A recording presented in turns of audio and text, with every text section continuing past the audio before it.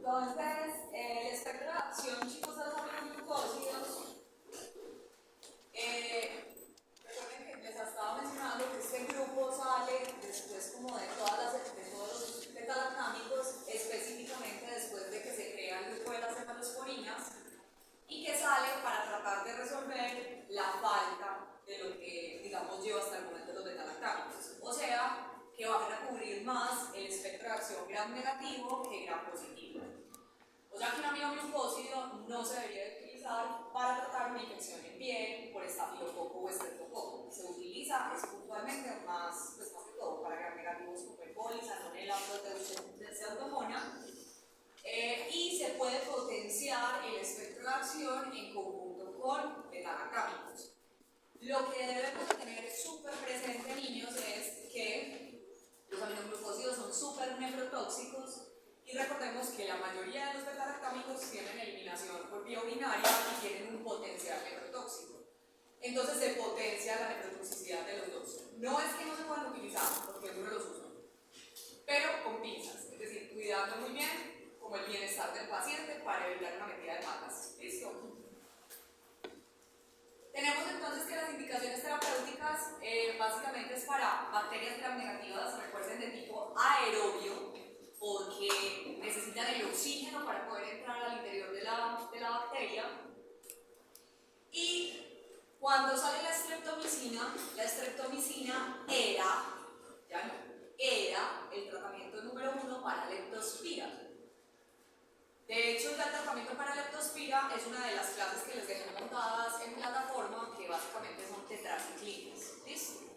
Pero la streptomicina, profe, ¿la puedo usar para tratar lepto? Sí, la puedes usar para tratar lepto. Lo que pasa es que como estas nefrotóxicas salen otras opciones terapéuticas mejores, como las tetraciclinas, porque el tratamiento de leptospira no es de 3 y 4 días. El tratamiento de leptospira es hasta un mes de antibiótico-terapia.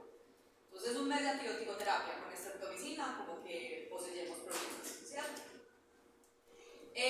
Nos sirve para Campylobacter, se potencia en algunas situaciones con algunas tetraciclinas para tratar brucela igualmente, pero recuerden que la brucela como tal es motivo casi que de fusil sanitario de matar para el papayo al que sea positivo a brucela.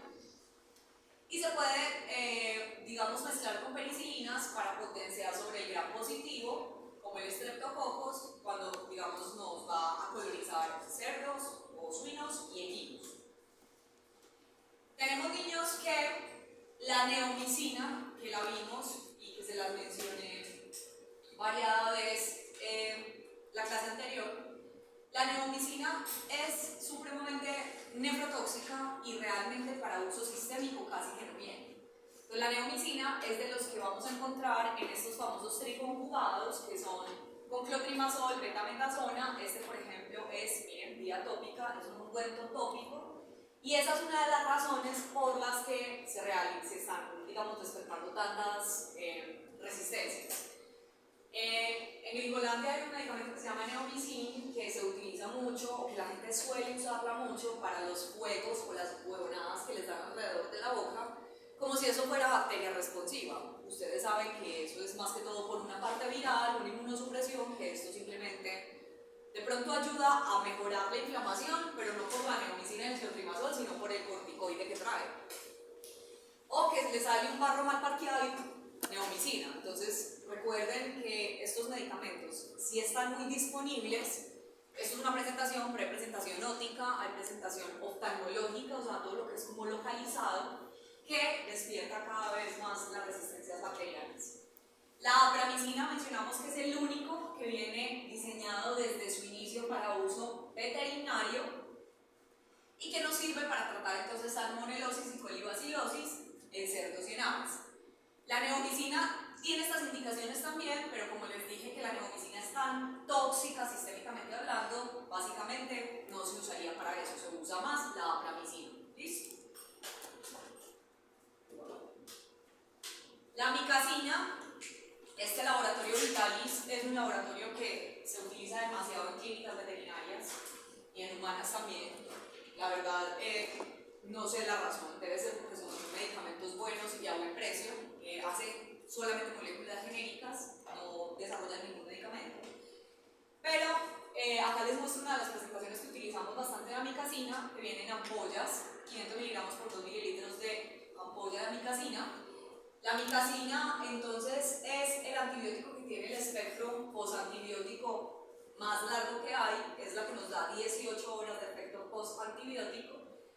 Se utiliza pues para infecciones obviamente gram negativas, la utilizamos para infecciones genitourinarias como endometritis o pseudomonas, Klebsiella.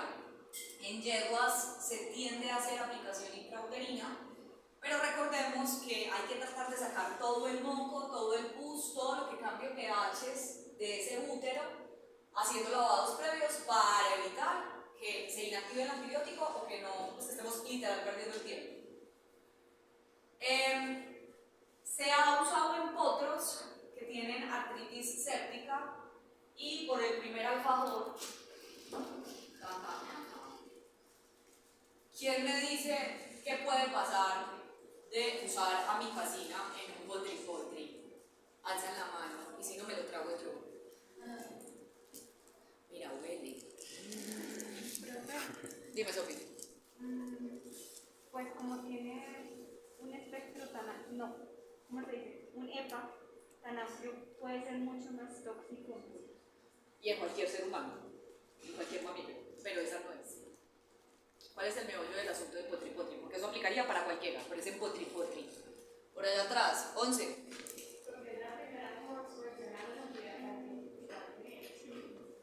No. Sí, pero no. O sea, los resultados que han dicho, sí, pero no. Pero aplica, eso no aplica solamente para potros, eso aplica para todo el mundo. Es el primer antibiótico que no se debería utilizar en absolutamente nadie. Obviamente, si es un baby, menos. Juan.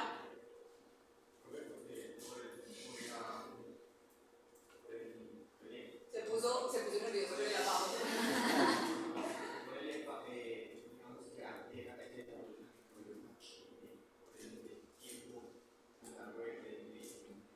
Eso podría ser cierto, pero no es la respuesta que estoy buscando. Eso es cierto. ¿A alguien se le ocurre algo más? Bueno, por una migaja de alfajor. Bueno, yo los voy a dejar acá y vamos a continuar a ver si les ocurre algo. Lo del efecto postantibiótico es cierto. Lo de que no es el primer antibiótico al que se pueda enfrentar también es cierto. Pero lo más importante es porque un potro ya terminó de crecer. ¿Qué les dije? Esto es un antibiótico súper hidrosoluble, pero que tiene la capacidad de llegar a muchas partes, que se utiliza para artritis séptica. Entonces llega ¿a dónde? A las articulaciones, al hueso, y tiende a depositarse allá. Y tiende a generar daños en el cartílago de crecimiento. Y puede generar porosidad en el cartílago y puede generar malformación ósea. Entonces, es un antibiótico que tiene recomendación en potros, pero que hay que poner un asterisco gigante al lado para uno decir, si es una artritis séptica, hay que hacerle saber al tutor o al dueño del caballo, al dueño del caballo que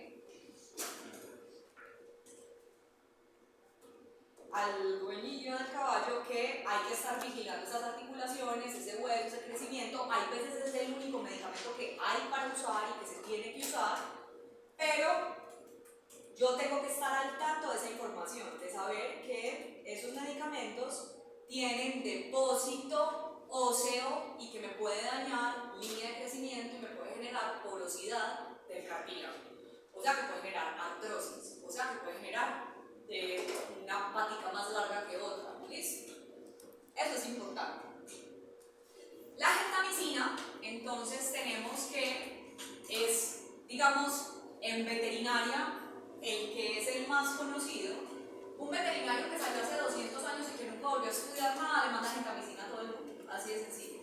Y sabe que es súper tóxica, entonces que en el caballo empieza en el primer día 4.4, en el segundo día 2.2 y en el tercer día 2.2 miligramos por kilogramo.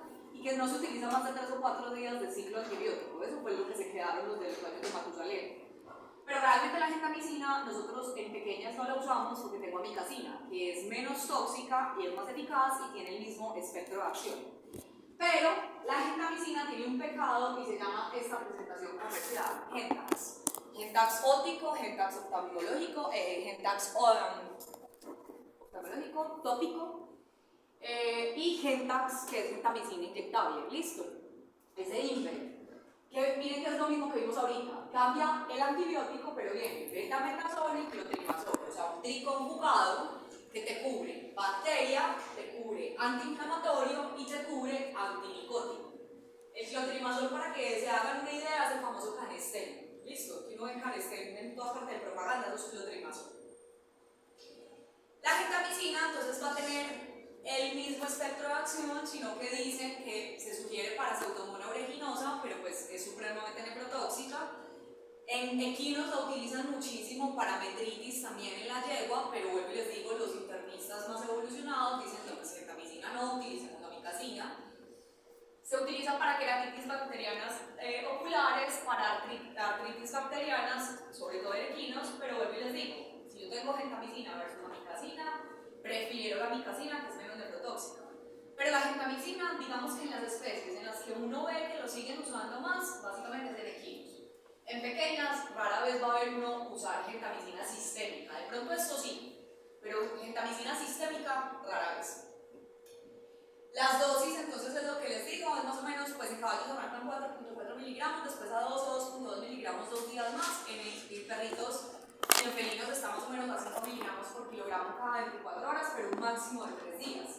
Mientras que la amikacina, yo he tenido pacientes con tratamiento de amikacina hasta de 1 mes y medio, obviamente haciendo controles renales. ¿Por qué una antibiótico terapia tanto tiempo? Porque, niños, a veces las bacterias están tan guardadas y tan multiresistentes que toca hacer un tratamiento súper prolongado cuando estamos hablando de una pilonefritis, de una orquitis, de una prostatitis, que son bacterias como por allá guardadas. ¿Listo?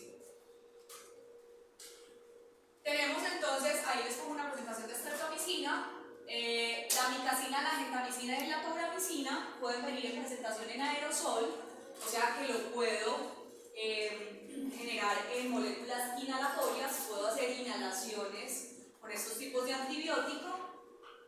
Y recuerden que el único que es aminociclitol es la spectinomicina, el que se conoce puntualmente como aminociclitol. Ahí se los pongo para que no tengamos ninguna duda, que fue el primer aminoglucósido que salió, que se utiliza para neumonía, colibacilosis, salmonelosis, pasterelosis, colibacilosis y sinovitis infecciosa.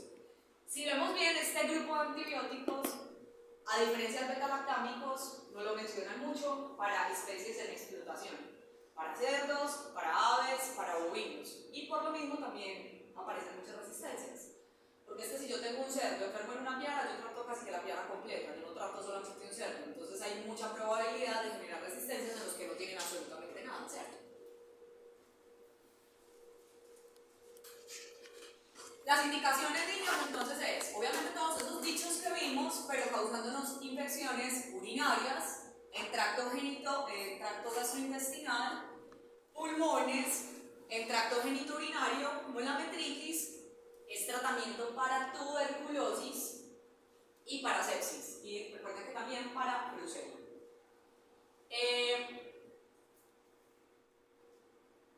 Si tenemos brucela, eso es un meollo ético bastante complejo.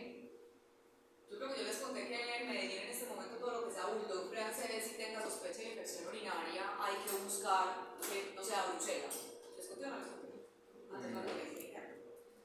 Resulta que acontece que cierto sujeto consiguió un bulldog de esos Merle de 80 millones de pesos divino y lo trajo para criar.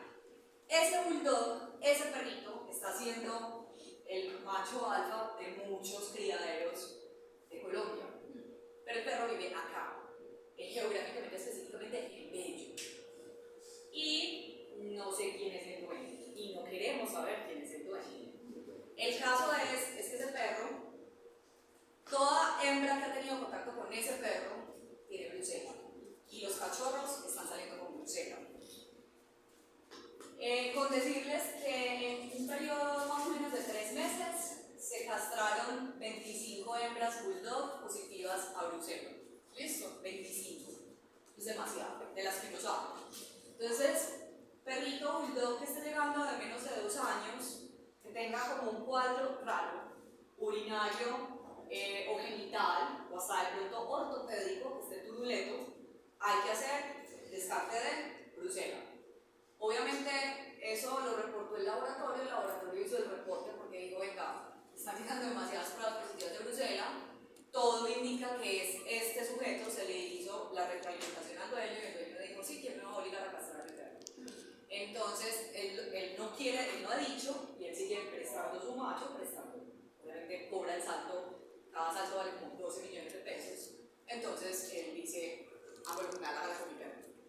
Entonces, si yo tengo un bulldog que es mi perro de mi corazón, no consigan un bulldog, el que tenga un bulldog lo siento, pero no consigan un bulldog.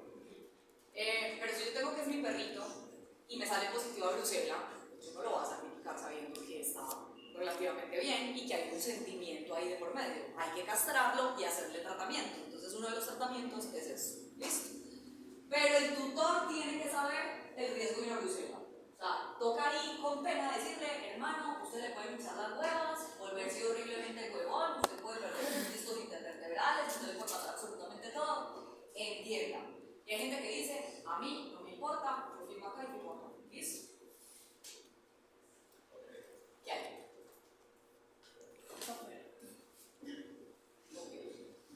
Efectos adversos tenemos entonces, como son antibióticos bastante fuertes, pueden generar una disbiosis intestinal, pero la neomicina es la que más genera un síndrome de mala absorción. Es otra de las razones por las que la neomicina se trata de utilizar, digamos, tópica en ungüento y no sistémica. Te puede generar embriotoxicidad, y aquí vamos a empezar por el mecanismo de acción. Niños, recuerden que el mecanismo de acción es actuando sobre el ribosoma subunidad 30S, o sea que va a estar en plena transcripción. Todos los antibióticos que tengan acción sobre el ARN, el DNA, son embriotóxicos, teratogénicos, prohibidos en hembras en gestación. ¿Listo? Por lo menos en el primer tercio. Y ahí se los digo, es como por experiencia de mamífera expreñada, porque a uno le da algo pues en el embarazo, básicamente le mandan solamente beta-lactámicos, aminopenicilinas, que son como las más suavecitas, para no generar un impacto sobre el bebé. ¿Listo? Y alergias. Realmente es rara una alergia a un aminoglucósido. No es alergia cruzada con beta-lactámicos, nada que ver. Pero puedes desarrollar alergias a este grupo de antibióticos y nada que ver en cruzarse con los beta-lactámicos. Interacciones con otros fármacos, entonces ya sabemos que los juntamos con beta-lactámicos para hacer sinergia, para que se potencie el efecto, pero también se potencia la nefrotoxicidad.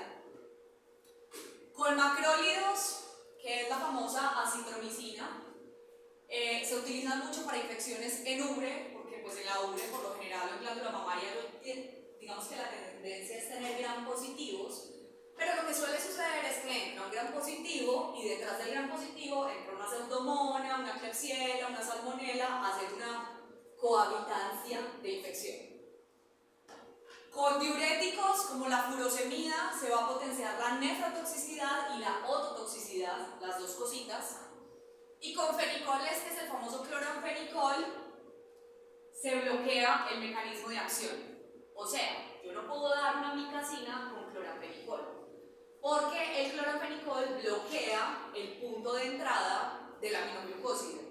Entonces no voy a dejar que actúe como antibiótico, pero va a tener todos los efectos adversos y secundarios. Creo que sí.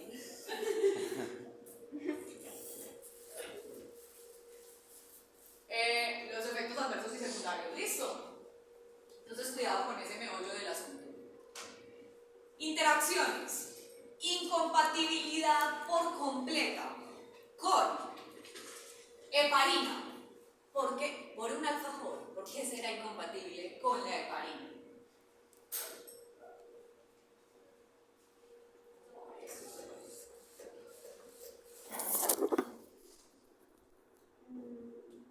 O sea, se van a pudrir los alfajores. Pues no se pudren las alfajoritas. ¿Por qué será incompatible con la heparina? ¿No les ocurre nada?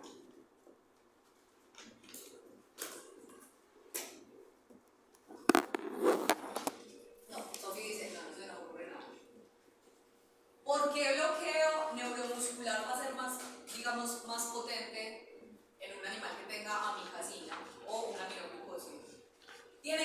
mismo de la heparina. Muy bien, por fin, un alfajor bien ganado. Tas. ¿Qué tal?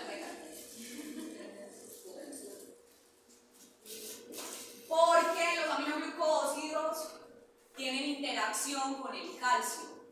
El aminoglucósido le gusta el calcio, se pega del calcio, el calcio le parece sabroso, que es básicamente lo mismo que pasa con lo del potro, que es básicamente lo mismo que pasa con la heparina y con el bloqueante neuromuscular.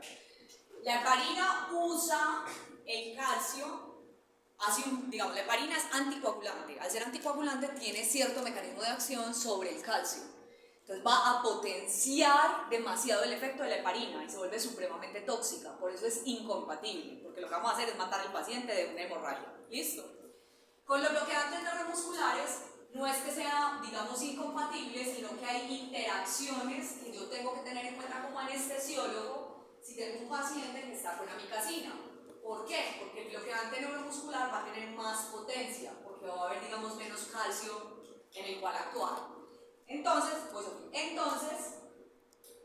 lo ideal es tal vez no ponerle un bloqueante neuromuscular a ese paciente, sino simplemente utilizar un anestésico que tenga relajación muscular, que no sea una succinilcolina, que no sea un becuronio, que no sea nada de eso que es neuromuscular despolarizante o no despolarizante. ¿Listo?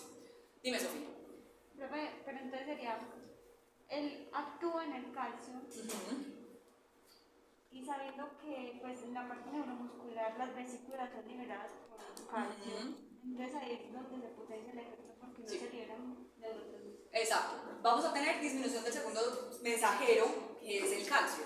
Entonces no llega a hacer la liberación de ese retículo sarcoplásmico de libera más calcio intracelular. ¿Listo? Eso es de lo que se conoce. Acuérdense que hay muchos de los mecanismos de acción que no se conocen del todo. De hecho, con la hidrocortisona no se sabe específicamente cuál es su potencial, digamos su potencial farmacológico, pero te dicen siempre que se ha utilizado aminoglucósidos con hidrocortisona hay una mala experiencia por parte del paciente, entonces no se debe utilizar. Y con la norepinefrina, lo mismo, no se sabe específicamente qué pasa, pero no lo utilices al mismo tiempo. Entonces, si yo tengo un paciente en sepsis que está con amikacina, yo no le debería poner norepinefrina para subir presiones arteriales, debería buscar otro mecanismo de acción o quitar ese antibiótico para poder utilizar la norepinefrina. ¿Listo?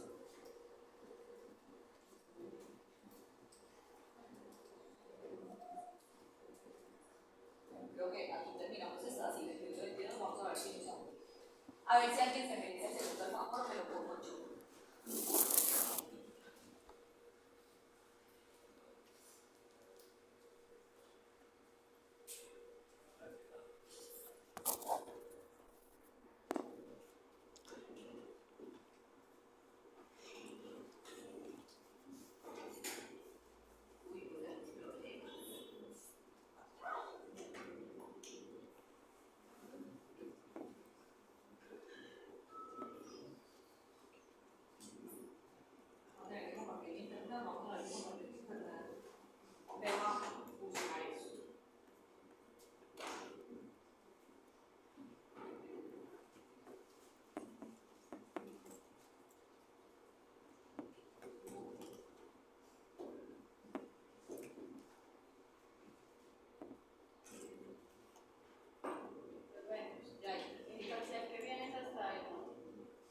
Sí, es lo que falta, pues el final es a partir de antibióticos, entonces el otro parcial es lo que falta de cardíaco, respiratorio, antihistamínicos, endocrino, renal y hematológico. Es súper bien. O sea, es un parte de la medicina interna.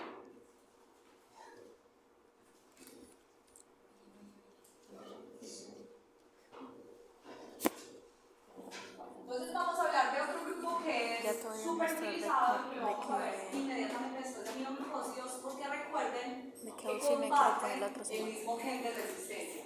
¿Listo? Cuando yo tengo que en un tratamiento me sale resistencia a la amikacina, la probabilidad de que ya se empiece a desarrollar resistencia a la enrofloxacina, al levofloxacino, es supremamente alta. Esta presentación siempre me recuerda a Thanos.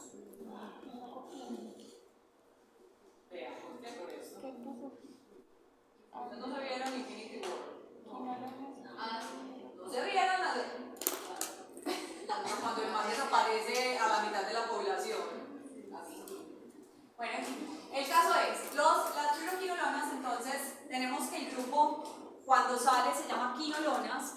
Solamente las de primera generación van a recibir el nombre de quinolonas porque a partir de la segunda generación le meten grupo de flúor a cada una de las estructuras químicas y se crea fluoroquinolonas. ¿Listo?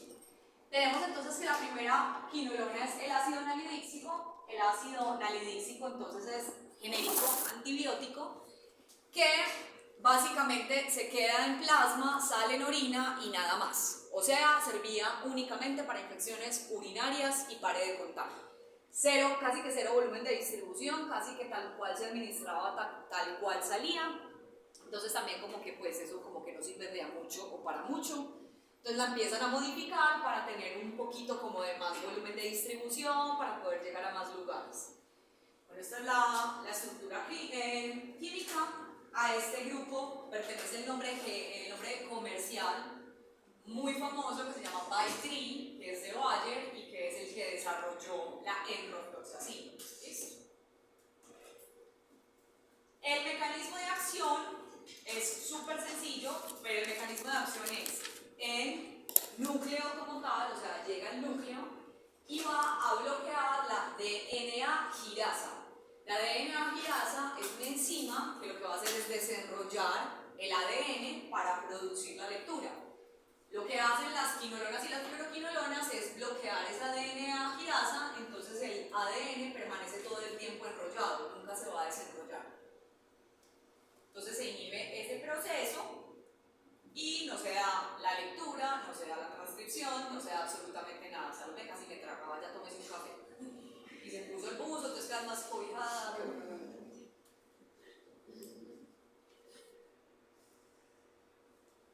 Ese mecanismo de acción se va a producir gracias al ingreso del antibiótico a través de porinas al interior del núcleo. Entonces el antibiótico va a aprovechar las porinas que tiene la bacteria para llegar al interior del núcleo y poder encontrar esa DNA girasa. Atraviesa membrana citoplasmática, atraviesa la membrana nuclear y van a tener un efecto bactericida. Vamos a tener un efecto bactericida, pues porque es que si la bacteria no puede reproducir absolutamente nada, ni de alimentación, ni para moverse, ni para respirar, ni para nada, pues se va a morir. El inicio de acción es un inicio de acción rápido, pero acá hay algo muy importante que es básicamente la concentración plasmática.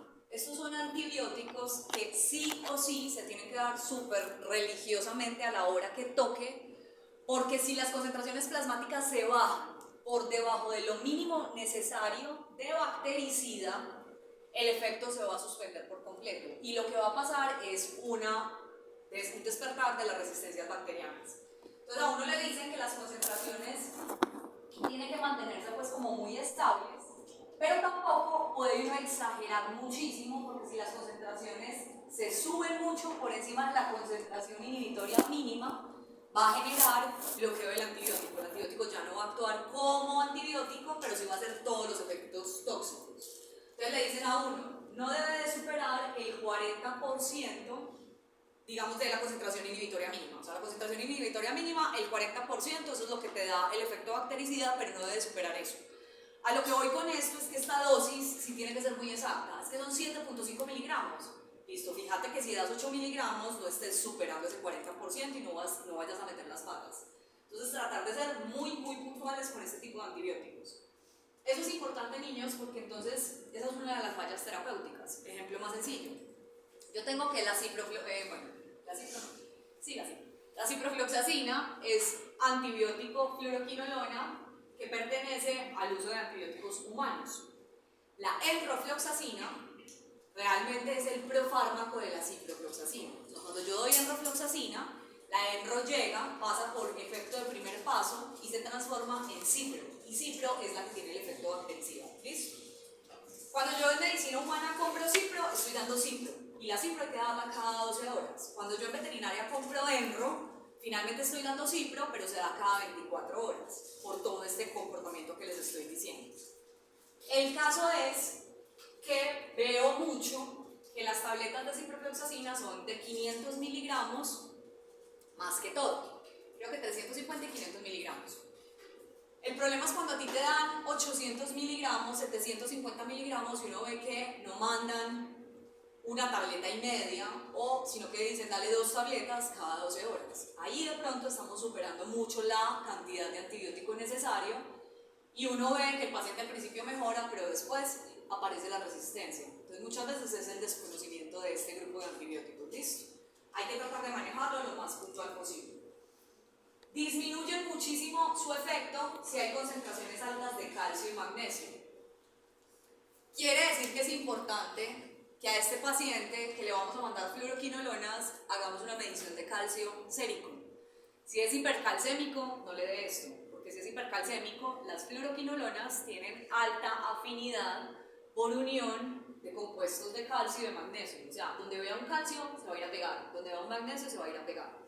Entonces, si yo tengo hipercalcemias, la fluoroquinolona cuando llegue a concentración plasmática, pues se va a pegar desde el calcio que hay a nivel plasmático y no va a ir a matar la bacteria. ¿Listo? Primero.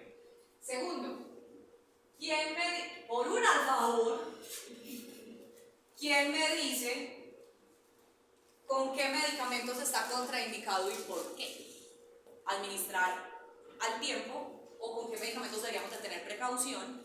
Me siento como el profesor Chapatín con esta bolsita. Para administrar fluoroquinolonas. ¿Con qué medicamento deberíamos de tener precaución o está contraindicado? Sara y Sarita ya no participan, ya tienen a favor para embutirse y 2 a favores es demasiado para mí. Alza la mano. Sofía. Diurético. Negativo al sí. Vale. ¿Con qué? Con suplementos, pues de vitamina. No. 10, 11, 12. ¿Con qué? Con los bacteriocáticos. No, pero es que cualquier bactericida está contraindicada por un bacteriostático. Ana, notaste. Con los antiácidos. Con los antiácidos, muy bien, por ahí. Bueno, ¿cuál es el antiácido? Cuéntame más, dame más. Es que pues una base de calcio porque si tienen calcio o magnesio pegan la molécula y los arrastran y se eliminan simplemente. Tenemos una ganadora de nuestro querido alfajor. Muy bien. Niños, error terapéutico number 1. Típico comportamiento de, es que le voy a mandar enrofloxacina por 15 días, entonces para que no le caiga pesado, démosle milanta, démosle sucralfato, y no le explican bien al tutor que si yo voy a dar una milanta y un sucralfato, tengo que dar un tiempo de absorción para la milanta del sucralfato y un tiempo de absorción para la fluoroquinolona. Entonces, este medicamento, digamos que sería también antídoto para una intoxicación con este tipo de medicamentos. Doctora, que tomó 3 pastillas de Vaitril y no le tocaba, pues vaya, busque ya un sucralfato con milanta y con lo que se le atraviese, embútale al paciente, porque se va a adherir y no va a dejar que se absorba. Entonces, digamos que tiene 2 caras. Falla terapéutica, Doc, es que yo le doy la milanta y a los 20 minutos le doy la enrofloxacina. Error. Doc, es que yo le doy la pastilla con quesito, queso, arequipe, leche, cualquier sustancia que tenga calcio, está contraindicado, estamos disminuyendo el porcentaje de absorción. ¿Listo? Y suele pasar. A mí me pasó con un paciente que llevamos tratamiento mucho tiempo. Yo, pero ¿qué está pasando? ¿Qué me está funcionando? Entonces me dejo preguntarle, yo venía. Él se llama José. José, decime cómo me estás dando el medicamento. Doc, no sé, espera que llamamos a la que me ayuda en la casa, que ella es la que le da el medicamento. Llamada. Hola Rosita, ¿cómo estás? Rosita, ¿cómo estás dando el medicamento? Ay, joven José, vea, yo el medicamento. Pues hay veces me lo recibe solito, pero muchas veces entonces yo cojo un pedacito de cuajada y se lo meto. Hay veces le gusta con yogur, hay veces también le gusta con salchichón, y yo bueno, déselo con salchichón, no más ni quesito, ni cuajada, ni yogur, porque eso lo que hace es que el antibiótico no se absorba. Entonces, ¿por qué uno veía que el paciente hacía esto? Porque un día era salchicha, un día era salchichón, al otro día quesito, al otro día yogur, salchichón, salchicha, cuando estaba con salchichón y salchicha, alcanzábamos la concentración inhibitoria y todo lo necesario. Pero cuando pasaba con el quesito, con yogur y cuajada, pues no. Aparte que le daba diarrea al perro también. ¿Listo? Entonces, siempre hay que preguntar quién va a dar el medicamento, cómo lo están dando. Literal, hay veces toca llamar a la señora que les ayuda en la casa porque es la que hace el tratamiento y es la que desde su posición hace lo que puede. Dime, Ana. Pero no entiendo por qué las concentraciones altas pues inhiben como ese mismo efecto de la... No, yo tampoco, pero lo bloquea. O sea, eso es algo que está reportado en la farmacología del medicamento desde la parte química. No te sabría decir por qué. Simplemente dicen, no lo hagas, se bloquea. Ahí toca tragar entero porque la sea que, o sea, tiene el efecto de calcio. Yo entro al calcio con él cuando le doy la pastilla vía oral, ¿cierto? Pero entonces si el calcio también está alto sérico, ese Se también se pega. Sí, porque No tiene solo muy buen en tracto gastrointestinal, sino también cuando ya está circulando. sérico. Si yo tengo un calcio sérico, la fluoroquinolona se va a pegar del calcio sérico alto. Pero por eso hay que pedir es calcio ionizado, no calcio total. Porque el calcio ionizado es el que está disponible para pegarse de las moléculas que queden disponibles en el plasma. ¿Listo? Dime, Juan.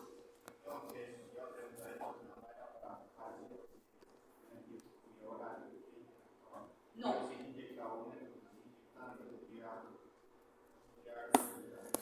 Si tienes calcio sérico alto, Juan, sí, pero tiene que ser ionizado, no unido a proteínas. Entonces ahí sería bueno, si uno tiene la sospecha, hacer el calcio ionizado. Y una contraindicación sería cualquier solución de hidratación que tenga calcio. De hecho, lo debo de administrar netamente con sodio cloruro. Y no debería tener a la par ni siquiera administrar, porque a veces pasa que tenemos en una vía por la que aplicamos fluidos y en otra vía por la que aplicamos antibióticos. Entonces, en ese momento, ese paciente deberíamos de suspender cualquier administración de Harman, 90, multielectrolítica y dejarlo netamente o con dextrosita o con sodio cloruro al 0.9%. Porque ese pequeño calcio que te está aportando esa solución puede generar interacción farmacológica con el antibiótico. ¿Listo? Entonces la clasificación, chicos, de este grupo de antibióticos es por generaciones también, por las cefalosporinas. Anteriormente puede que encuentren en algunos libros que son viejos, donde tienen clasificación de primera, segunda, tercera y cuarta generación. Pero la última reclasificación dijeron, la cuarta generación, olvídalo, la que supuestamente había abierto cuarta generación la devolvieron para tercera generación. Entonces básicamente son 3 generaciones del grupo antibiótico, donde tenemos las de primera generación, recuerden que son las que se conocen con el nombre de quinolonas, porque no tienen el grupo flúor.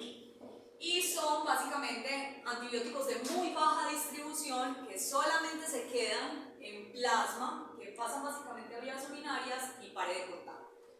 Entonces, básicamente solamente sirven para infecciones urinarias. Punto. Entonces, metemos el grupo flúor, mejoramos esa estructura química y creamos las fluoroquinolonas, donde esas fluoroquinolonas, estas de segunda generación, arrancan con la aparición del norfloxacino. Ese norfloxacino lo utilizamos bastante, donde nos va a coger gram negativos como la pseudomona, pero adicionan un poquito de gram positivo. Se me olvidó decirles, los de primera generación básicamente son gram negativos. O sea, te cubre básicamente gram negativos en sistema urinario. E. coli, Proteus, pseudomona, Klebsiella, pero solo en sistema urinario. De hecho, niños, tengo pacientes donde mandamos ácido nalidíxico que tienen una E. coli sensible a eso y es una infección urinaria y no necesito nada más, entonces lo puedo administrar. El norfloxacino, entonces decimos, venga, necesito cubrir un poco más de espectro de acción, entonces pasamos a tener un poquito más sobre gram positivos, no anaerobios, y cubre pseudomona. Sigue teniendo un volumen de distribución un poco mejor que las de primera generación, pero se sigue quedando en altas cantidades en plasma y en grandes cantidades del sistema urinario. ¿Qué cambia en las de segunda generación? Que te logra llegar a próstata. O sea, logra alcanzar tejido prostático, o sea, tejido génito urinario. ¿Listo? Las de segunda generación.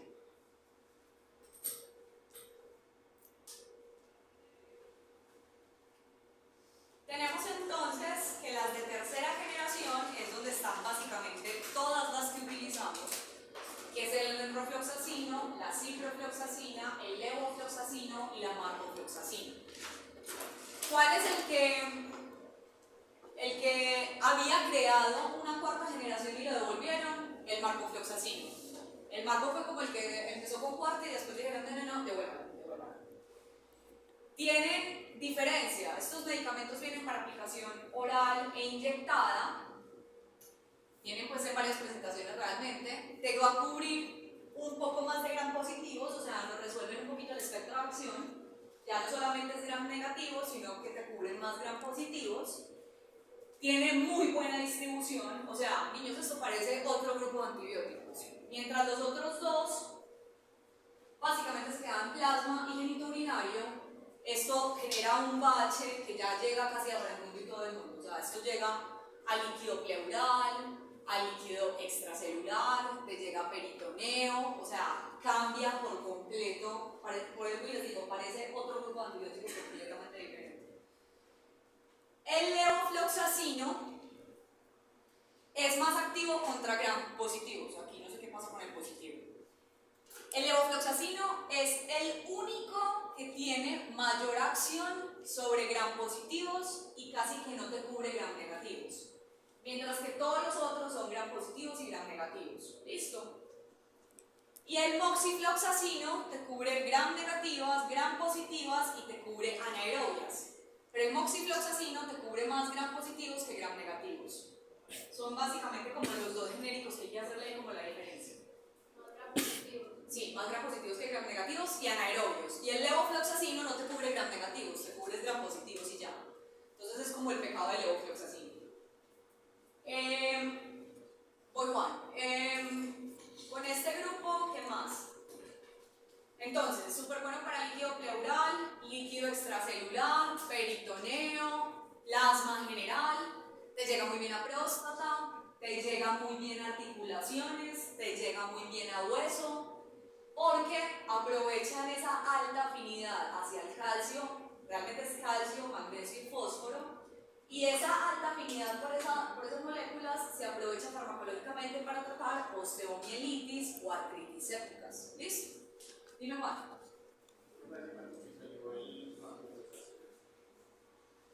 ¿Cuál?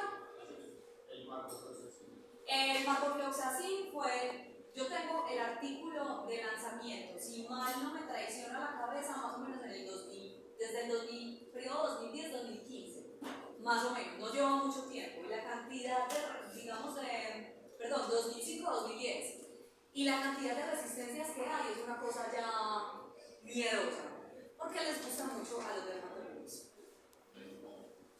Pecado. Marroquín, ese es marrofloxacino. Sí, ustedes piensan que me quiero hacer. Para todo el mundo. Sí. Esa es el marroquín, de hecho también es presentación de perros y gatos. Eso es marroquín. Esa es la realidad. Y ese medicamento salió entre 2005 y 2010. Ese medicamento no tiene más tiempo. Que es marroquín. De hecho apenas está perdiendo. Yo ya consigo marrofloxacina genérica. Por eso como que corregí, porque digamos en periodo de tiempo perdió la patente más o menos en el 2014-2015. Entonces tuvo que haber sido lanzado más o menos 2005. Y la cantidad de resistencias que hay es impresionante. Y no debería ser así. Yo no debería utilizar marroquín porque sí, porque no, porque de pronto, porque es tercera generación y la distribución es demasiado buena. Por ejemplo, cuando yo tengo Ehrlichia, listo, yo tengo Ehrlichia, tengo micoplasma resistente a las tetraciclinas, que es la terapéutica número 1. El grupo antibiótico que le sigue es este. Y si yo estoy utilizando marroquín en Cerdolandia, porque sí, porque no, eso me va a generar aparición de resistencias. Y algo que discutí ayer con una veterinaria y con una propietaria, nosotros apenas estamos realmente conociendo la epidemiología, la endemia de nuestros hemoparásitos, que realmente no son parásitos, sino que son bacterias. Porque apenas tenemos el PCR disponible para diagnosticar. De hecho, yo en gatos tengo Ehrlichia canis y en perros tengo Mycoplasma felis. O sea, estoy pasando una bacteria a perro y de perro a gato. Entonces hay que entrar a ver, por ejemplo, en Cerdolandia, que tienen esos marranitos que también nos pueden transmitir a nosotros y a nuestros otros animales. Eso me parece súper grave, Juan. Pues porque es que uno dijera, bueno, tengo justificada el uso del marroquín por X o Y motivo, pero para todo no debería ser así. El problema es lo que yo les conté hace un tiempo, que invitan un grupo de veterinarios a un lanzamiento en el Sheraton a las 10 de la mañana con un desayuno y salen así. Marroquín para todo, marroquín para todo. Grave, muy, muy grave. Y por lo que les mencionaba, como comparten el mismo gen de resistencia que los aminoglucósidos, lo que te tiende a resistencia a la marrofloxacina, si te sale sensibilidad a la amicacina, es una probabilidad súper alta de que yo arranque el tratamiento y arranque la resistencia en la mitad del tratamiento. No es que no se haga, porque yo tengo pacientes, ¿sabes? Es resistente a la endro, es sensible a la amicacina, no importa, vamos vamos a usar amicacina antes de pasar a otro antibiótico, pero tengo que estar vigilando porque la aparición de la resistencia puede ser en la mitad del tratamiento. Resulta que con lo que les dije que se devolvió de cuarta generación a tercera generación, también se dio porque dijeron, venga, es que no debería de ser por generaciones. La clasificación de los quinolonas debería ser grupo 1 que sean no fluoradas, es decir, quinolonas, y grupo 2 que sean fluoradas, es decir, fluoroquinolonas. Estas se las pongo es porque, de acuerdo a la literatura que estén leyendo, el país de origen, podemos tener entonces clasificación de primera, segunda y tercera generación, o podemos tener clasificación de fluoradas y no fluoradas. Que técnicamente esta me parece más coherente. O sea, tener un grupo 1 que es no fluoradas y un grupo 2 que son fluoradas. Y punto. Entonces acá está ácido anhidríxico y hay unas nuevas porque habían frenado la producción de antibióticos de este tipo, pero aparecen dos genéricos relativamente nuevos que son la flumequina y la sinoxacino. Y las del grupo 2, que son todas las que hemos mencionado, pero está un compuesto mucho más nuevo que es el grepafloxacino, que personalmente no lo he visto en el mercado, pero ahí está como genérico nuevo que probablemente... Ya yo creo que las casas farmacológicas, chicos, piensan 10 veces antes de lanzar un medicamento nuevo. Por lo que el comentario, por ejemplo, de Juan, ahí se ve lo que no se debería hacer, ¿cierto? Es muy complejo, niños, porque ustedes llegan con ideas de ser más coherentes, por ejemplo, a trabajar a una porcícola o a una avicultura, o llegan donde el papá que ha sido ganadero toda la santa vida. Papi, es que mira que a mí me enseñaron, yo toda la igual puta vida he hecho eso así, está bien, ¿qué va a pasar? Y uno es como que está bien, me devuelvo, porque suele suceder.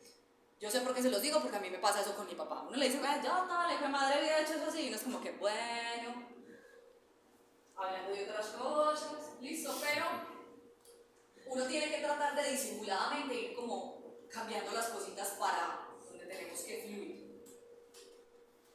Farmacocinéticamente, niños, entonces, son antibióticos, como les dije, los de primera y segunda generación, o las que no son fluoradas, tienen una distribución mucho más baja.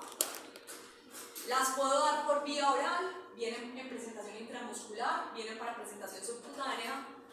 Entonces, la biodisponibilidad va a cambiar entre un 50 y un 100% de acuerdo a cómo la apliquemos o la administremos. ¿Listo? Segundo, cuidado con la especie con la que estemos aplicando el medicamento de forma parenteral. Resulta que hay algo que se llama farmacodermia. Farmacodermia es la expresión farmacológica tóxica de una sustancia farmacológica, ¿cierto? Los antibióticos, los quimioterapéuticos tienen una alta incidencia de farmacodermias. Y uno de los grupos que más farmacodermias produce son las fluoroquinolonas, específicamente la enrofloxacina.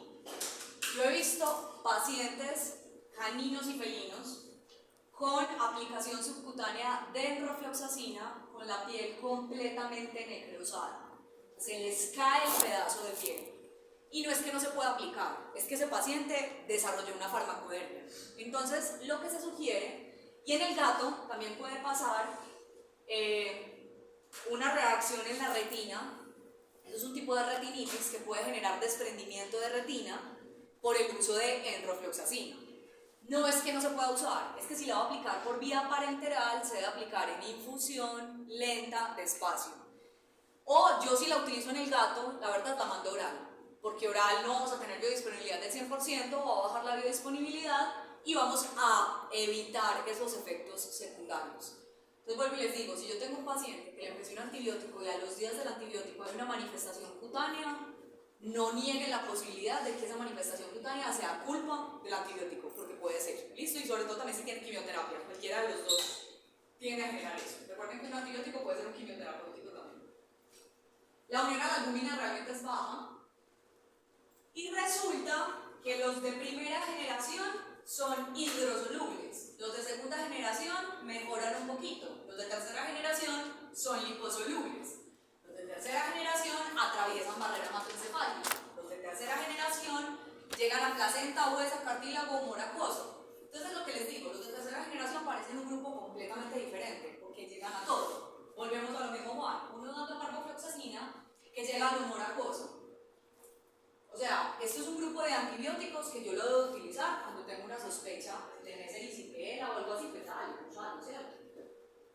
a modo de prevención, no.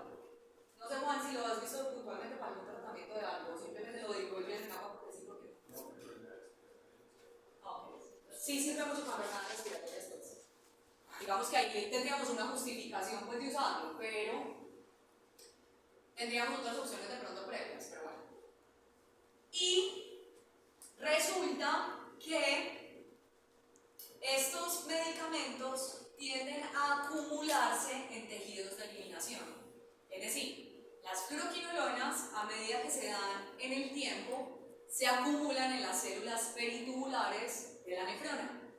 Y por eso tienen un riesgo de nefrotoxicidad. Entonces, son antibióticos que se pueden utilizar, pero que tengo que vigilar mucho ese riñoncito para no generar problema. Riñón más que todo, en pulmón, que también se considera un tejido de eliminación cuando estamos hablando del proceso respiratorio, y en hígado. Digamos que esos son, pues hígado, no puntualmente hígado, sino canalículos biliares. Pues en la parte de los conductos biliares tiende a acumularse ahí. ¿Listo? En próstata también se acumula.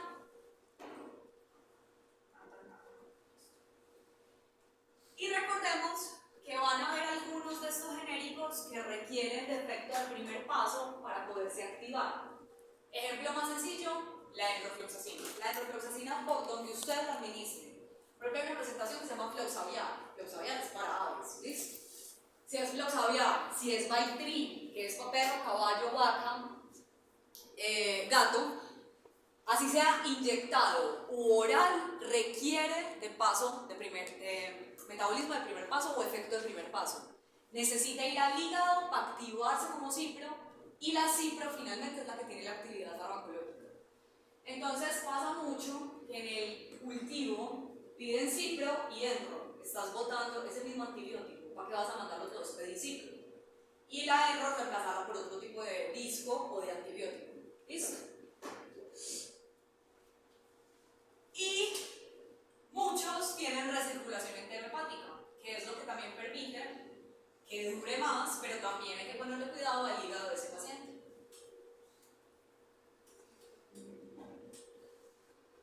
Bueno, cuando se administra con alimento, retrasa la biodisponibilidad. Dado con alimento, va a disminuir un poquito esa biodisponibilidad. Se comportan como bases débiles, o sea, tienen un pK sub A un poquito más alcalino que ácido. Cuidado con iones divalentes como calcio, magnesio y como compuestos orgánicos como el fósforo, porque se pegan y disminuye su absorción o bloquea su efectividad. Y miren el volumen de distribución, es una cosa súper loca. De acuerdo al genérico cambia muchísimo. Y yo puedo tener volúmenes de distribución desde 1.5 hasta 5 litros por kilogramo. Un volumen de distribución ya de 5, por encima de 4.5, son volúmenes de distribución súper altos. Que yo solamente buscaría el compuesto que tenga un volumen de distribución de ese calibre si tengo una sepsis o un proceso infeccioso poderoso. Por eso me indigna cuando un paciente por primera vez le hacen un tratamiento para una infección urinaria, una prostatitis de con una enrofloxacina. No debería ser así. Dime. ¿El calcio de magnesio tiene el efecto antibiótico o es antibiótico? Pues adhiere. Es de la misma forma en el sentido contrario. Porque si hay una enrofloxacina y ve un calcio, la enro va y se pega el calcio. Pero si el calcio ve una enrofloxacina, el calcio se pega también de la enro. O sea, los dos tienen alta afinidad por decir pena. ¿Listo?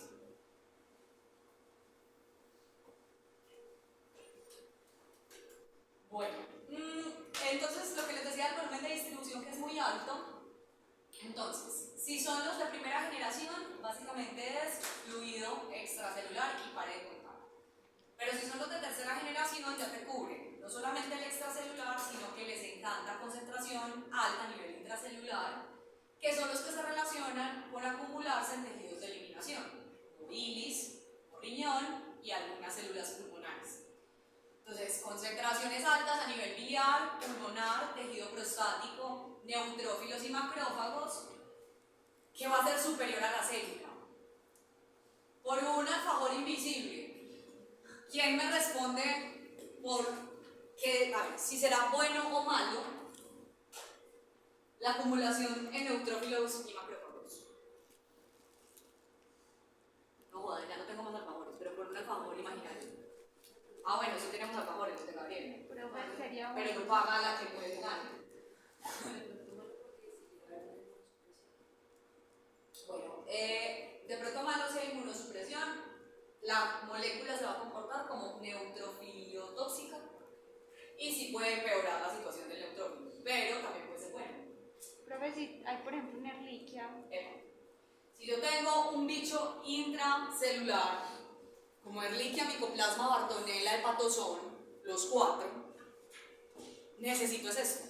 Entonces es la palabra que más me gusta. Depende. Si yo tengo una leucopenia, neutropenia, que no es causada por un bicho de estos y doy esto, puede ser malo. Pero si tengo que la neutropenia o la leucopenia está ocasionada porque tiene una Ehrlichia, un Mycoplasma, un Hepatozón, una Bartonella, le tengo que administrar este antibiótico. Entonces por eso es tan importante tener un diagnóstico claro. Y por eso ya las PCRs, uno ya no manda PCR para Mycoplasma, uno le manda al paciente PCR para hemotrópicos. Niños, de 10 datos que yo le estoy mandando a hacer PCR para hemotrópicos, 8 me están saliendo positivos con alguna cosa, con algo. Entonces, ¿qué está pasando? Medellín, nosotros somos súper animalistas, eso no es un desconocimiento para nadie, pero Medellín yo creo que es la ciudad del país que más fundaciones de rescate tiene. Y fundaciones de rescate que están trayendo animales de San Andrés, de La Guajira, de cuanto pueblo se encuentran un perro costeño o indígena o lo que sea, se lo están trayendo. Ese perrito gato viene con una carga parasitaria y bacteriana de la zona de donde viene. Y llegan a una ciudad que se ha subido mucho la temperatura, que no genera la muerte de los bichos, pero que hay zancudos, pulgas y mosquitos que se alimentan de ese animal, se contaminan y arrancan a volar por toda la ciudad a contaminarle al gato estrato 200 que vive en el piso 84.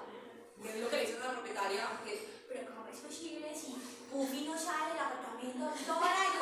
28, en la mitad del poblado, ¿cómo es posible? Después que el zancudo no le importa el piso 28 y se come lo que sea. Entonces, ay, pobre de mi Puffy, pero es la verdad, y hay que explicar eso. Entonces, no es que dejemos de rescatar, es entender que cuando hacemos esas migraciones de animales estamos generando una endemia completamente distinta. Entonces, Lore, que es amiga mía, que es la dueña de Tresmol, ella me dice, es un mierdero, sabes que la cantidad de positivos que están saliendo es una cosa miedosa. Entonces es mejor mandar hemotrópicos, que mejor dicho, que todo lo que pasa aquí es una televidencia, sino que ustedes también vayan como 400. Entonces uno dice, bueno, vamos a empeñar el corazón, pero hay que hacer eso. Tenemos buenas concentraciones en secreciones bronquiales, entonces Juan, esta es tu respuesta de por qué se lo mandan tanto al respiratorio, porque se distribuye muy bien en la célula pulmonar y en el líquido pulmonar, o sea que lo que sea que esté en pulmón lo va a matar. Pues sí hay sensibilidad. Fluido prostático y saliva, o sea que animales que son patrones o que son reproductores y tienen alguna infección en sus glándulas seminales, en su próstata y todo, este grupo antibiótico sirve también. Llega muy bien al líquido cefalorraquídeo, o sea, para cualquier bicho metido por allá, y llega muy bien a nivel sinovial y humor acuoso. Son muy poquitos los antibióticos que llegan a humor acuoso sistémicamente hablando. Si yo no les estoy diciendo de profloxacina oftalmológica, les estoy diciendo de profloxacina sistémica, y alcanza concentraciones intraojales, ¿listo? Intraoculares. ¿Qué bichos están dentro del ojo? No tengo ni idea porque oftalmología me aterra, pero hay bichos que dan dentro del ojo, ¿listo? A eso se los mando a Santa Fe. Que llegan ayer atendimos una perrita. Ay, doctora, entonces sí está con el ojo así como con secreción y la perrita era como así. Y la verdad, le iba a mandar cualquier pendejada mientras Sandra la veía y se me olvidó. Pero a todos, discotics, gotas lubricantes, cualquier cosa de esas que medio vaya bajando ahí el proceso mientras la veo cortando de ojo. Tenemos entonces que se acumulan en leucocitos. Las concentraciones dentro de los leucocitos es de 7 a 14 veces por encima de la concentración plasmática, o sea, es demasiado alta. Se metabolizan en el hígado por las dos fases. Necesitamos entonces un hígado chévere, porque va a pasar por fase 1 y va a pasar por fase 2, específicamente por glucuronización o glucuronidación. A pesar de eso, se puede administrar en gatos y perros sin problema. O sea, la dosis ya está ajustada para perritos y para gatos. ¿Listo?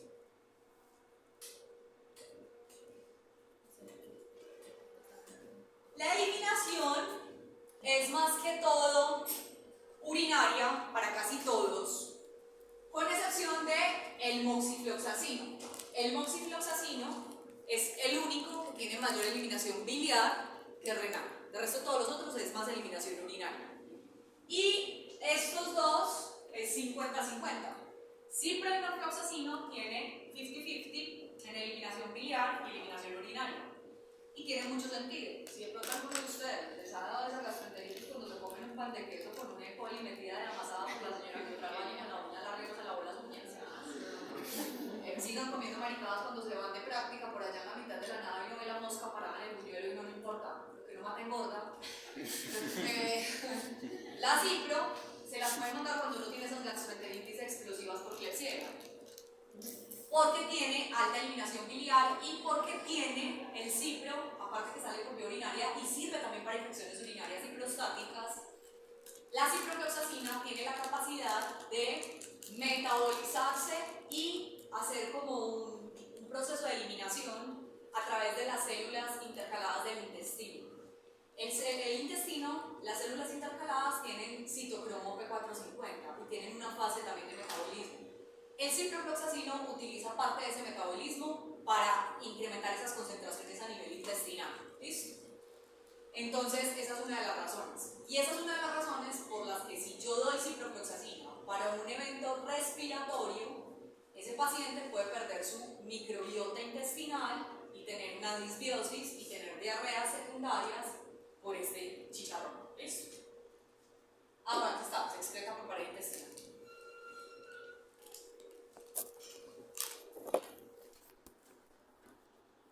La eliminación entonces es renal, pero es a través de secreción.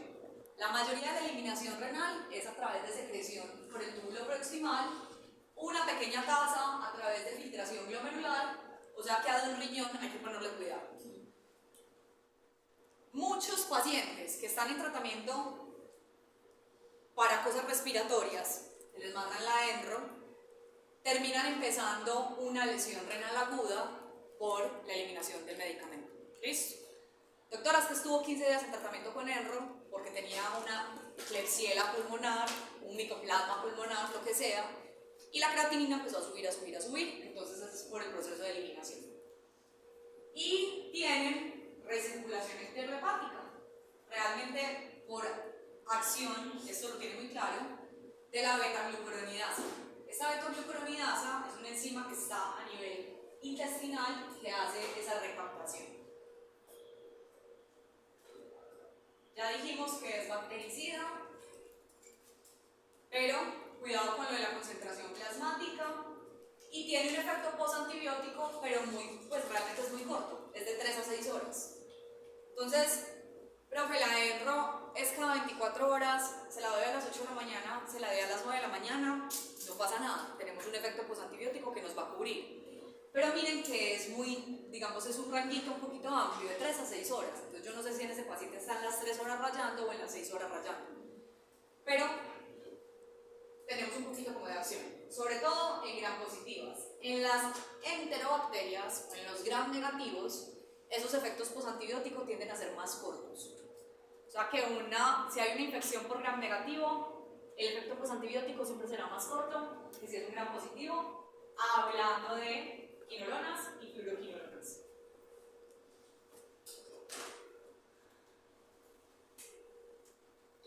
Resistencias. Pues la resistencia de niños es muta el punto de acción, cambia la N-agilasa, su punto de acción donde se pega y ya no tiene donde pegarse, entonces no se va a dar el punto de acción. O recuerden que entra por una porina, entonces bloquea la porina de entrada. Y recordemos que si tengo resistencia a los aminoglucósidos por el gen QNR, la probabilidad de resistencia a las fluoroquinolonas también es supremamente alta. Y hay resistencia cruzada entre fluoroquinolonas. Es decir, si yo tengo que ir resistencia a enrofloxacina, hay resistencia al moxifloxacino, al levofloxacino, al mapofloxacino, al moxifloxacino. O sea, un solo genérico que me genere resistencia a este grupo, ya ese grupo se anula por completo. ¿Listo? Efectos adversos, secundarios y toxicidad. Artropatías en animales jóvenes. Recordemos que les gusta el calcio, les gusta tiene alta cantidad de estas sustancias. Entonces, si damos esto en un animal en crecimiento, ese paciente puede tener una artrosis más adelante o digamos, un crecimiento poco eficaz. Chicos, hay muchos pacientes que le llegan a uno de 4 y 5 años con procesos de huesos, es decir, artrosis, con claudicaciones, cosas como no explicadas. A esos pacientes hay que preguntarles si tuvieron tratamiento previo con este tipo de antibióticos. ¿Qué pasa? Que digamos que apenas las historias clínicas se están empezando a usar juiciosamente en veterinaria hace 3, 4 años. Pues unos 5 años, 6 años atrás, uno como que historia clínica, ¿qué es eso? Entonces hay gente que le dice a uno, ayer por ejemplo una señora me dijo, doctora, yo le estoy dando una pastillita que es como naranjada. Y esa pastilla que es como naranjada, yo no sé, doc, una pastillita naranjada cada 24 horas, ¿no saben cuál es? Y yo ahí, pues no tengo ni idea. Entonces le dicen a uno, sí, él sí tuvo tratamiento antibiótico. ¿Con qué? Era la caja que tenía un perrito de un gatico.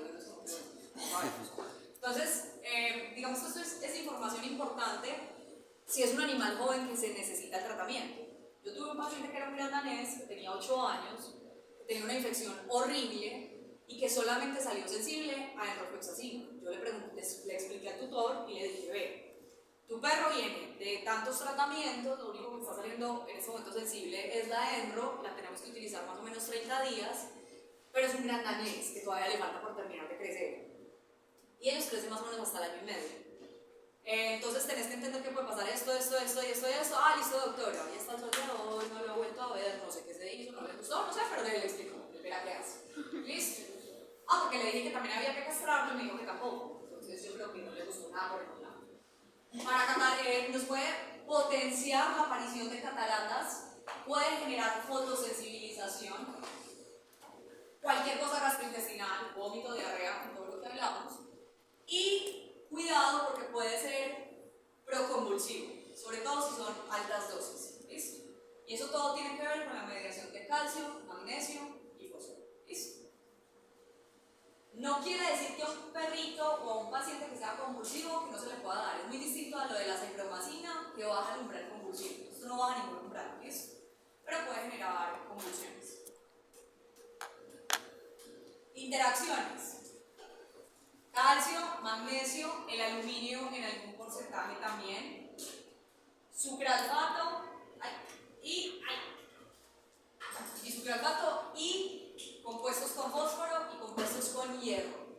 Por lo general, lo que tiene afinidad al calcio, al magnesio, tiene afinidad al fósforo y al hierro.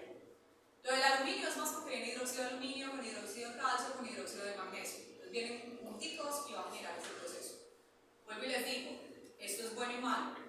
Bueno, porque yo sé que si tengo una intoxicación por este tipo de medicamentos, el paciente se consumió más de la cuenta, embútale sucralfato, embútale milanta, dele ese medicamento para disminuir la absorción. Indicaciones. Es un grupo antibiótico que se utiliza en todas las especies. Como les dije, hay presentación aviar, ya con el comentario que nos dijo Juan, se utiliza también en Cerdolandia. Lo utilizamos en caballos, lo utilizamos en bovinos. Conozco presentación de enrofloxacina a dosis muy bajas para ciertos lagomorfos, para esos animalitos de mascotas no convencionales. Entonces hay que tener en cuenta que para todas las especies. Y como las de tercera generación tienen una distribución absurda y tienen un espectro de acción gram positivo y gram negativo, casi que todas las infecciones, o sea, infecciones por neumonía, urinarias, dérmicas, tracto gastrointestinal, salmonelosis, colibacilosis, osteomielitis y prostatitis. ¿Listo? Ya todo.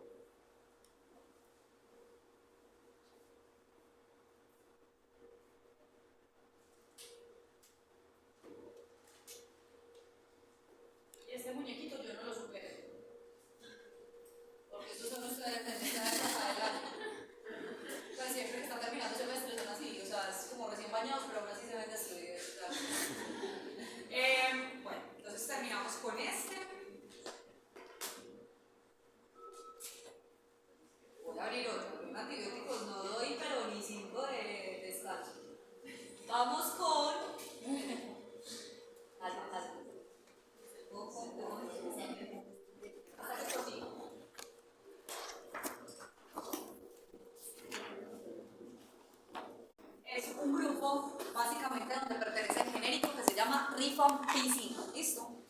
rifamicina y el genérico famoso rifampicina.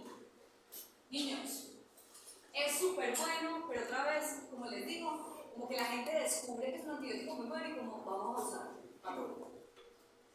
Entonces, este señorito se deriva de una bacteria que se conoce con el nombre de Amycolactotrus mediterránea, o sea, por allá mediterránea, que tiene un espectro de acción sobre gram positivas y algunas micobacterias, pero también cubre protozoos, rickettsias, clamidias, hongos y poxvirus. Te cubre gram negativos, pero solamente Brucella y hemófilos, o sea que el espectro es amplio. ¿Listo? Todo antibiótico, porque este es el primer grupo que vamos a mencionar que te cubre protozoos, todo antibiótico que te cubre un bicho parasitario es lo peor que puede existir. Porque lo tratan para tratar parasitosis y lo único que terminamos haciendo es generando un efecto de resistencia. Niños, ya no se desparasita un paciente cada 3 meses porque sí, porque no. Se hace copreológico y con copreológico en mano y bicho en mano se desparasita. Doctora, salió negativo, está haciendo popis raro, seriado de copreológicos de 4 y 5. Porque es que las diarreas no solamente son por parásitos, son por intolerancia alimentaria, enfermedades inflamatorias intestinales y un montón de cosas más. ¿Listo? Entonces, este grupo, como tiene un espectro de acción tan amplio, pues entonces lo usan como para todo. El mecanismo de acción es a través de inhibición de ácidos nucleicos. Tiene un efecto bacteriostático bactericida. ¿Listo? Y pues básicamente inhibe la RNA polimerasa dependiente del ADN. Específicamente aborta el inicio de la síntesis del ARN.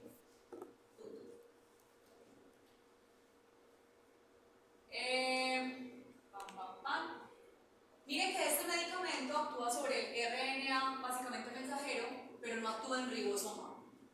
Este no se une en ninguna parte del ribosoma, es en RNA como tal. ¿Listo? Es súper liposoluble, demasiado liposoluble. Como es tan liposoluble, tiene muy buen volumen de distribución. Se administra por vía oral, viene en tabletas, viene en gel tópico dermatológico, y ahí es donde siempre les digo, placa, todo lo que venga en tópico dermatológico. En equinos tiene una absorción media, es decir, cuando se da por vía oral la biodisponibilidad baja bastante, pero se podría utilizar, y en rumiantes básicamente parenteral, ¿listo? Porque si no vamos a matar toda la microbiota del rumio.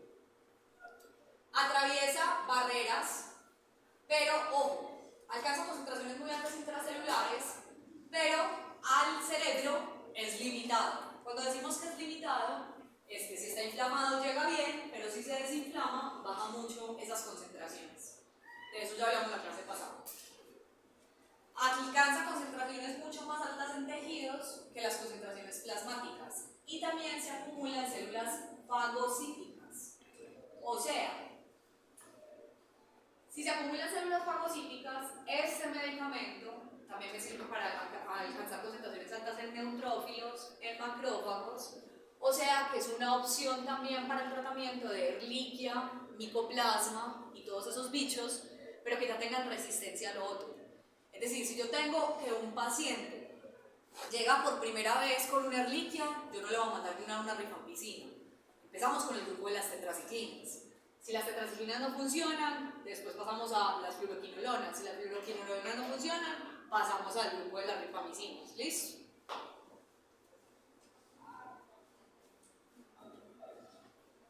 El metabolismo es hepático y este es el pecado de este grupo antibiótico. Realmente necesita un esfuerzo hepático grande y puede ser hepatotóxico.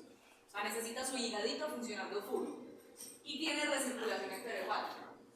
La eliminación termina siendo más o menos como un 60-40, 60% urinario, 40% biliar, y tiene la característica de colorear la orina. Paciente que está con rifampicina, la orina sale de color naranja. Y hay que decirle al propietario, no vayan a hacer como hice yo, que le mandé a un paciente que estaba con hematuria franca, porque tenía Ehrlichia recontra complicada, como por 4ª vez. Le mandé el tratamiento y la señora me llamó al otro día casi que llorando porque el perro cuerpo se le iba a morir desangrado por la orina. Y ahí yo le dije, ay, perdón, Claudia, se me había olvidado decirte el pequeño detalle que la orina se colorea naranja. Ah, bueno, listo. Entonces hay que decir ese tipo de cosas.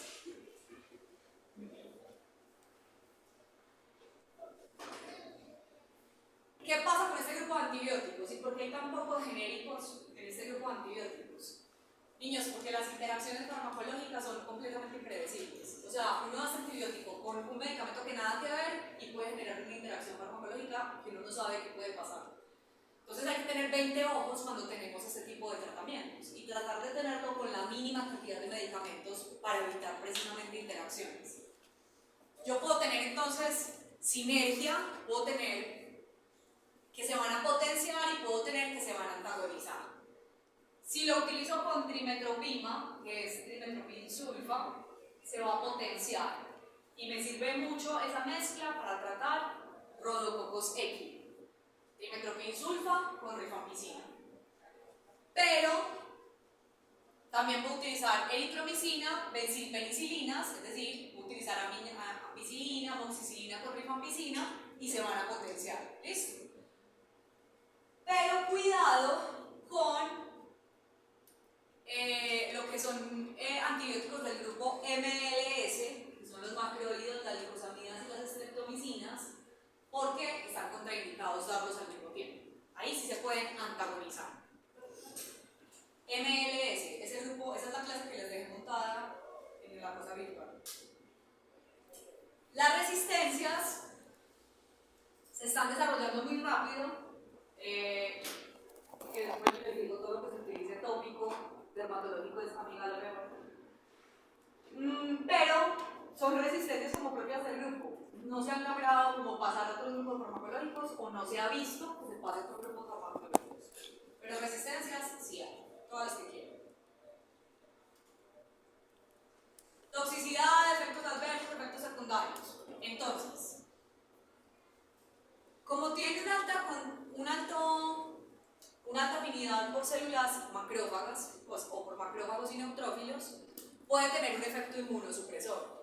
Entonces está contraindicado darlo al mismo tiempo que glucocorticoides. Es decir, paciente con dexametasona, metilprednisolona, prednisolona, no debería estar en tratamiento con rifampicina. ¿Listo? Hepatotoxicidad. Realmente en dosis altas y prolongadas. O sea, un paciente que tenga dosis muy altas o un tratamiento muy prolongado, hay que vigilar el hígado. El problema es que este es uno de los tratamientos también para brucela. Y el tratamiento de brucela a niños es de 6 meses. Listo, es un tratamiento súper largo, entonces hay que estar viendo ese tipo de situaciones. Hace unos años yo estaba dando clase y yo estaba diciéndole la hepatotoxicidad y ojo, por allá atrás empiezan a ver uno que otro estudiante que empieza como a derretir. Él es morenito y literal se puso como el color de esta pared, blanco. Cuando salió, me dijo, profe, lo que pasa es que yo tengo brucela y estoy en tratamiento con rifampicina. Llevo solamente 15 días y el tratamiento es 6 meses. Y mi pobre hígado y mi pobre riñón. Entonces yo le dije, Pepito, ven dieta. Hay que hablar con el médico para que te haga seguimiento. Entonces le hacían pruebas de funcionalidad hepática y renal más o menos cada 20 días. Porque él era dueño de una lechería y él creía que no pasaba nada y le encantaba tomar la lechita así recién ordeñada y hasta que te tu brucela. Entonces, digamos que hay situaciones en las que el tratamiento se tiene que hacer y hay que ir verificando la funcionalidad hepática y renal como se va dando. ¿Listo? Si se aplica inyectada, te puede generar irritación en el punto de aplicación, pero no genera pues necrosis como los otros medicamentos que hablamos. Y esto es súper importante, que es lo que les decía, colorea la orina, hace pigmentación naranja de la orina. Entonces, por favor, avisen para que no entren en pánico. Tenemos entonces que vigilar funcionalidad hepática y tener en cuenta todos los medicamentos que aceleren o retrasen el citocromo P450.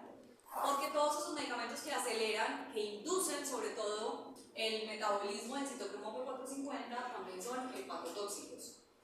Y muchas veces se pueden estar dando de forma concomitante esos medicamentos. Entonces, yo puedo tener corticoides que generan cierta acelerada del citocromo P450 y a eso súmele que genera inmunosupresión, entonces vamos a tener ahí una interacción súper importante. El ketoconazol. El ketoconazol es un antimicótico que pertenece al grupo de los azoles, que también acelera el citocromo P450 y también es hepatotóxico. Y hay veces uno puede tener un paciente llevado al carajo que hay que darle las dos cosas.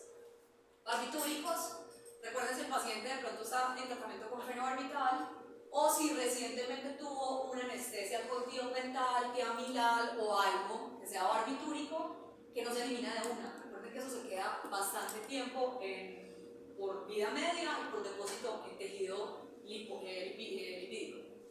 La teofilina, que es un medicamento que se utiliza como broncodilatador, entonces hay que ver si el paciente está con ese tipo de medicamentos. A lo que voy, niños, es que casi que uno, paciente que tenga tratamiento, uno debería de saber más o menos si todos los medicamentos que le están mandando tienen algún impacto a nivel hepático y que potencie el efecto tóxico.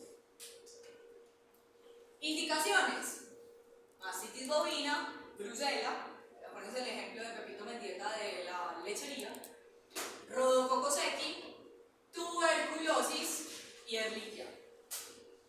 Tratamientos número 1 para brucela y tuberculosis. La tuberculosis, chicos, en los últimos 5 años se ha disparado muchísimo porque en Venezuela no hacen hace mucho tiempo campañas de vacunación tan juiciosas como se hacen acá. Y todos ustedes saben que hemos tenido una gran, digamos, migración de ciudadanos venezolanos acá, no es que sea malo, sino que llegan sin la vacunación y han traído otra vez como la epidemia del brote de tuberculosis. Entonces, de hecho, están haciendo muchas campañas para vacunar a esa gente que también viene de allá y tratar de controlar eso. Lo que es la tuberculosis y sarampión, o sea, eso se nos volvió a reactivar por todas partes. Esto es muy cierto. La felicidad no es mi destino, es la actitud con la que viajo por la vida. O sea, toda la vida es actitud. Eso es lo que va a salir a decir en el curso. Toda la vida es actitud y chao. Bueno. Yo estoy como emocionada, sigamos.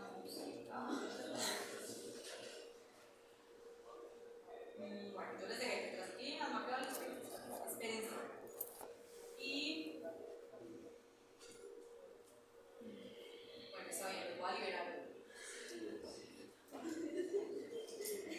Mañana vemos nitrofuranos, nitromidazoles, diaminopirimidinas y sulfamidas.